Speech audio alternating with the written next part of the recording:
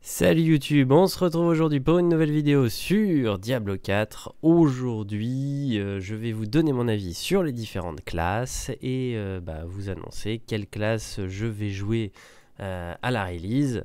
Bon, pas trop de surprises de toute façon sur cette classe, je vous en avais déjà parlé, mais on va faire dans l'ordre. Première chose, le barbare. Le barbare, beaucoup l'ont constaté, jusqu'au niveau 25, il paraît, selon les développeurs, qu'effectivement il est un peu plus fragile que les autres, et c'est clairement le cas.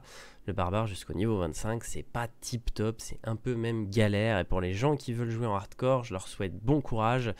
Parce que franchement, va falloir vraiment faire gaffe et éviter les patates de l'espace des boss pour ne pas finir mort sur le premier boss du jeu. Ensuite, on va passer à la sorcière, quoi. Sorcier, sorcière, bien l'habitude de dire sorcière parce qu'avant il n'y avait que la sorcière. Donc sorcier et sorcière, moi j'aime plutôt, je trouve que c'est plutôt cool. Après j'ai préféré l'aspect électrique, mais ça c'est mon avis personnel. Bien évidemment tous les éléments sont présents, on est sur sorcier-sorcière habituel, un mix entre Diablo 2 et Diablo 3. C'est une classe qui est plutôt cool à jouer et qui est plutôt balèze, pas trop de galères à signaler en tout cas jusqu'au niveau 25, ça se joue bien et c'est une classe que je trouve assez sympa.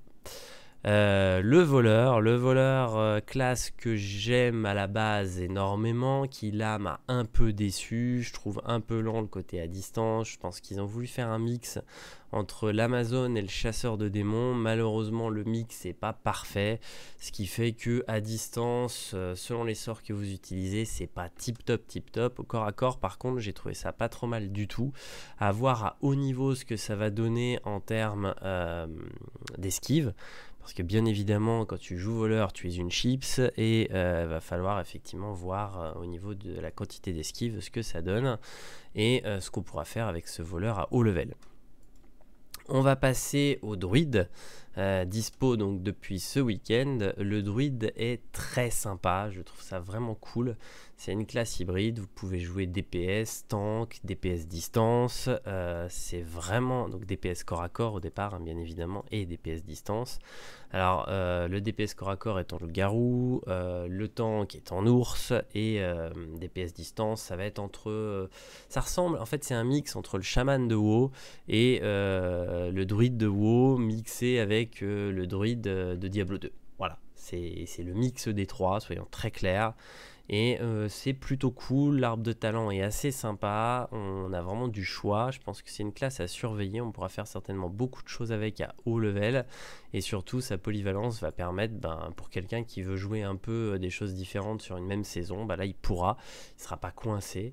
On se doute bien qu'il y aura une méta par saison, hein. On va pas rêver à ce qu'on va pas voir en fait les 4 premiers du ladder avec 4 spé complètement différentes, il y a quand même très peu de chances que ça arrive.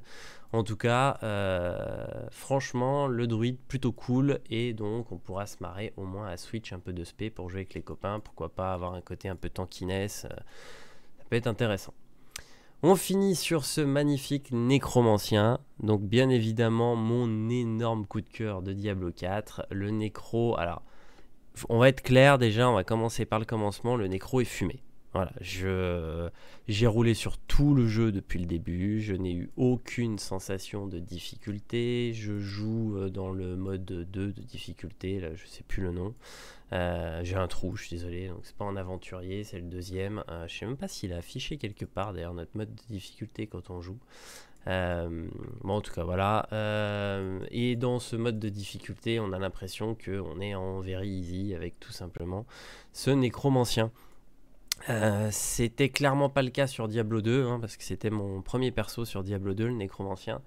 Et j'en avais clairement bien chié, et là on n'en chie pas du tout, là on roule sur tout, tout se passe très très bien. Moi j'ai craqué donc sur plusieurs choses, déjà la première bien évidemment, le livre des morts, avec les guerriers squelettes, les mages squelettes, le golem. Dans les guerriers squelettes, vous avez plusieurs choix, on a escarmoucheur, défenseur, faucheur, après ils ont juste quelques petites spécificités, mais c'est plutôt cool. Le faucheur va avoir une grosse attaque bourrine qui charge, donc il tape un peu moins vite. Le défenseur, comme son nom l'indique, il a un boubou, il tape un peu moins fort, mais il encaisse plus. L'escarmoucheur, il tape vite, mais il tape un peu moins fort que le faucheur. Ensuite, on va avoir les mages squelettes. Et donc là, c'est plutôt par rapport au spé que vous allez jouer, vous, de base, et ce qui vous intéresse. On a une version ombre, une version froid, une version os. La version os, en fait, se sacrifie quand elle tape. Elle enlève des points de vie. Son mana, on va dire, c'est sa vie. Et donc, elle s'auto-mutile pour balancer ses ossements sur les ennemis. Ça tape ultra fort. C'est giga bourrin. Par contre, ça crève vite, bien évidemment. Donc, il faut les refaire sortir. La version froid est pratique. On peut geler les ennemis. Et la version ombre est plutôt cool aussi. On inflige des dégâts d'ombre. Dans mes souvenirs, je crois qu'on peut stun aussi, c'est ça. Tiraison toutes les 6 et 1, attaque 10% de chance d'étourdir, voilà c'est bien ça, donc on peut stun avec cette spé qui est pas mal aussi, ça peut être très pratique. Le golem, donc après on fait une petite quête pour le débloquer, le golem, pour le moment on n'a que celui d'os, on aura celui de sang et celui de fer après, donc voilà ce petit livre des morts qui est juste une dinguerie, voilà, je surkiffe, c'est mon petit coup de cœur, c'est ce livre des morts.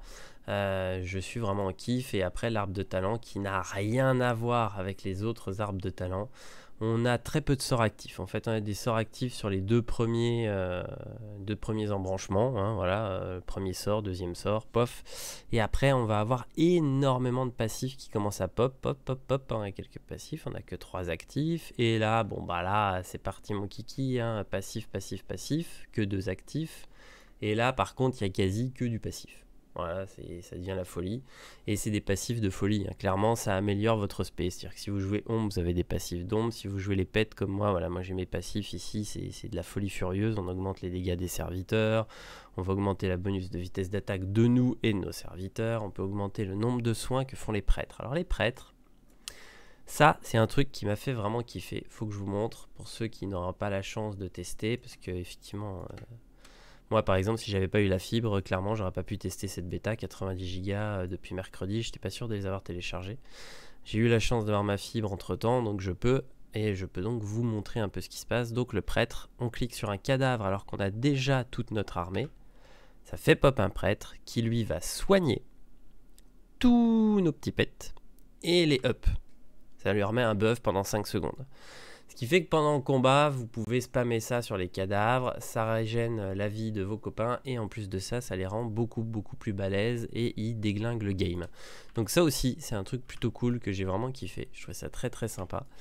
Donc voilà mon coup de cœur, ce nécromancien, qui est une dinguerie, certes avec un petit souci peut-être d'équilibrage au début du jeu, parce qu'il est clairement largement au-dessus de toutes les autres classes en termes de tout, de survie, de dégâts, c'est complètement abusé. Mais voilà, pour le reste, il reste super intéressant, donc peut-être qu'il y aura un nerf, peut-être qu'après à haut level, les autres le rattrapent, je ne sais pas. En tout cas, c'est vraiment une classe que j'adore et je jouerai ça donc à la release. À la release, j'essaierai moi de streamer dès le commencement. Après, ça dépendra de ma vie de famille, on verra si... comment sont les enfants, si les enfants sont pas trop embêtants, etc. Mais en tout cas, voilà, je vais stream tout le week-end de la release. Il y a très peu de chances que je tente quelque chose du type ladder, world, je ne sais combien, parce que first c'est mort, c'est clair et net.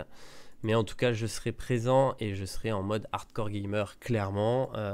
J'ai toujours été là pour les sorties de Diablo en mode complètement teubé, donc je serai en mode complètement teubé pour cette sortie de Diablo 4. Je vous ferai une vidéo en fin de week-end avec mon avis global sur ce double week-end de bêta. Je reste plutôt globalement satisfait du jeu, mais j'avoue que par rapport à ma première vidéo, j'aurai quelques trucs à dire, quelques petites inquiétudes. On verra ça ensemble donc dans la vidéo que je vous ferai pour demain. Je vous dis donc à demain pour la suite des hostilités. Salut tout le monde!